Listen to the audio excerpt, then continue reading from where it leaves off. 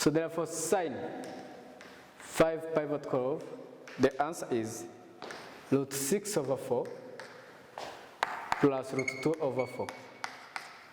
So which is root 6 plus root 2 over 4. So that is the value of sine 5 pivot curve. Then finally, what is ZW? ZW is 2 root 2 times the value of cos 5 pivot curve, which is this one, which is root 6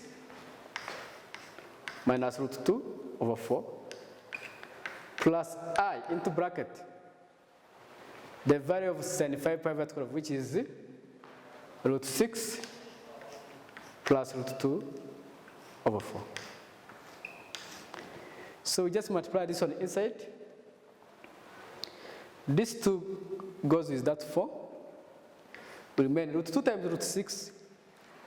That is root 12. Root 2 times root 2, that is 2, divided by 2. Plus I into bracket, root 12 plus 2 divided by 2. So what is root 12? I think you know that is 4 times 3. Root 12, it is root 4 times 3, which is 2 root 3. So now it becomes 2 root 3 minus 2 divided by 2 plus I into bracket 2 root 3 plus 2 over 2. So we divide by 2. Finally, ZW becomes root 3 minus 1 plus I into bracket root 3 plus 1. So that is the answer. So that's how we can multiply and divide, then we express into what? Algebraic form, because this is algebraic form. Where now our A is 3 minus 1 and our B is 3 plus 1. So then from there, we can go to power. Power. So if you have Z equal to R into bracket cos angle plus I sine angle. So what is Z power n? So Z power n is R into bracket cos angle plus I sine angle. Then power n. You know when you have A, B power n, this is A power n, B power n. I think you know that. When you have A, B, then power n, it is A power n, B power n. So which means that Z power n from there is R power n into bracket cos angle plus I sine angle into bracket power n. Then from the De Moivre theorem, by De Moivre theorem,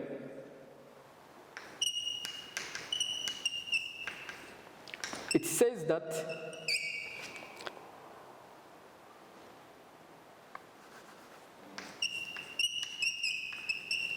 that when you have cos angle plus I sine angle power n, the answer is cos of n angle plus I sine n angle. So therefore, Z power n equal to R power n into bracket cos n angle plus I sine n angle. So that is Z power n. So let us try to see examples from there. So now we have examples. Number one, given that Z equal to 1 plus I3, express z power 122 in algebraic form. So we have seen that when you have z power n, this is r power n cos n angle plus I sine n angle. So we're going to express z into polar form. We're going to express that one into polar form, where z equal to r into bracket cos angle plus I sine angle. Then now, so what will be our modulus? Our r is the modulus of z, which is root 1 squared plus root 3 squared. And this is root 4, which is 2. So mean that our r equal to what? To 2. I think you remember that the modulus of z is root a squared plus b squared. Because if you have z equal to 1 plus I to 3, our a is 1 and b is what? Root 3. Okay, now, so how are we going to find the angle? Tan alpha equal to b over a. So tan alpha is b. What is our b? Root 3. So now alpha is tan inverse.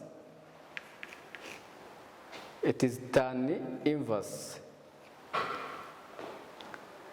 So it is tan inverse of root 3.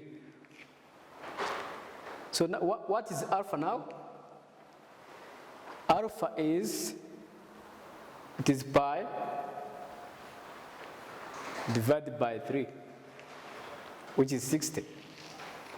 So, and it is in the first quadrant because A is positive and B is positive. So you know that in the first quadrant, our angle equal to alpha. So our angle will be equal to pi over 3. So therefore, our z is 2 into bracket cos pi over 3 plus I sine pi over 3. Then what is z power 122? It is 2 power 122 into bracket cos 122 pi over 3 plus I sine 122 pi over 3. So the answer is 122 into bracket. When you express this one into algebraic form, when you find the cos of this angle, when you find the cos of this one, you have to get a half. And when you find the sine of this angle, you have to get root 3 over 2. That's plus I root 3 over what? Over 2. So that is, if I take a half out of the bracket, this is 122 times 2 power negative 1, because a half is the same as 2 power negative 1. Then into bracket 1 plus I root 3. Then finally, z power 122 is the same as 2 power 121 into bracket 1 plus I root 3. So this is the algebraic form of z power 122. So that was number 1.